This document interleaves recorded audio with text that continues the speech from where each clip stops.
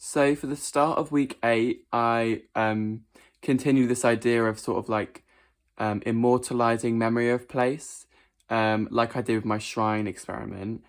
And so I was inspired by Tim Fishlock's most recent artworks, where he made these sort of like um, park bench plaques, commemorating these fake personas that he created.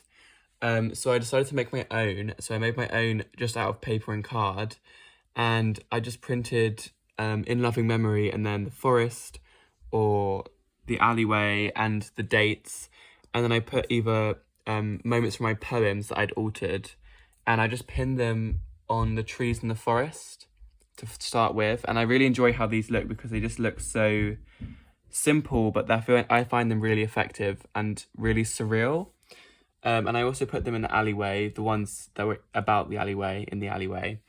And I just enjoy how false they are, like how they commemorate a completely um, different thing to what they're meant to do. Like they're meant to be in memory of a person, and I've swapped that person out with a memory itself, like a memory of a place, um, which just becomes this new sort of like interesting concept.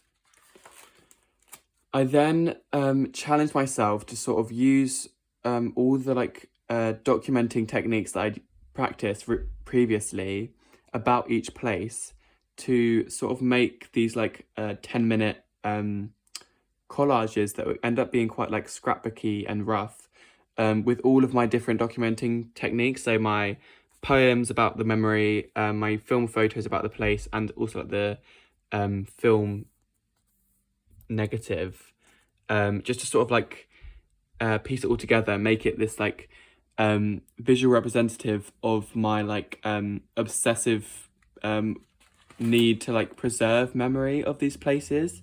So like as I'm making them so fast paced, it sort of like ends up covering parts of it, and it doesn't really seem as like clean and how like a memory should be. But I find this to be probably the most direct depiction of how my memories sit, because they are quite fast paced.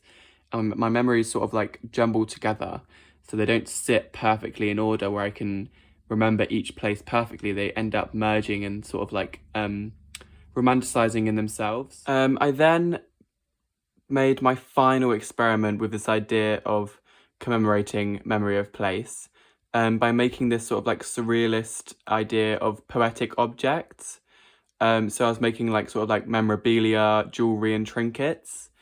So I was just using my own jewelry, and I was using photos of each place, like the forest and the alleyway, and sort of like tracing out the shapes of each like pendant from my jewelry. And it was like working in a very, very, very miniature scale. So sort of like this dramatic intimacy with my work, which I really enjoyed. Like how the fact I'm working into jewelry sort of makes the viewer think that it would be worn by me, or it would be sold as jewelry to the public so that strangers could like commemorate my own memories without me having to own the object, which I thought was really interesting.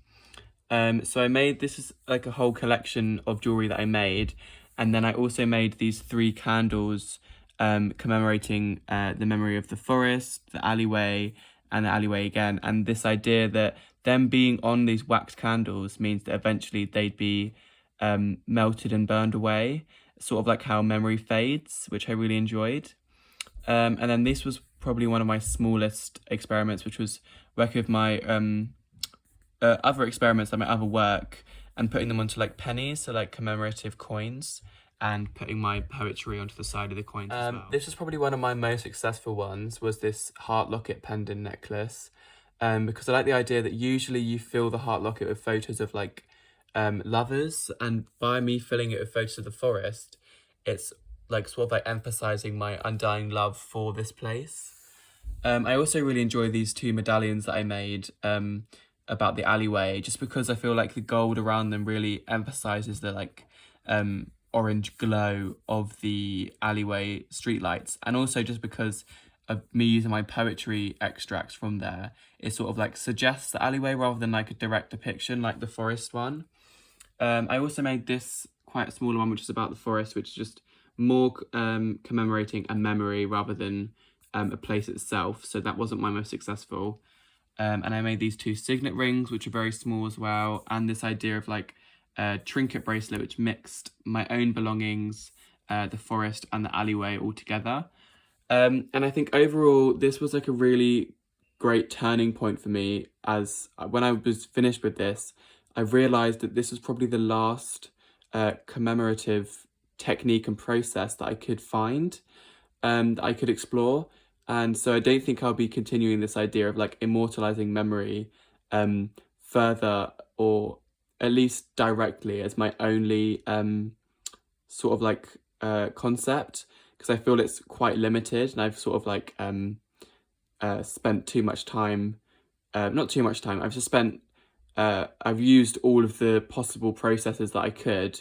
So I feel like I've yeah, used up all the experiments that I could do with this technique. So I'm going to move on to something different next week.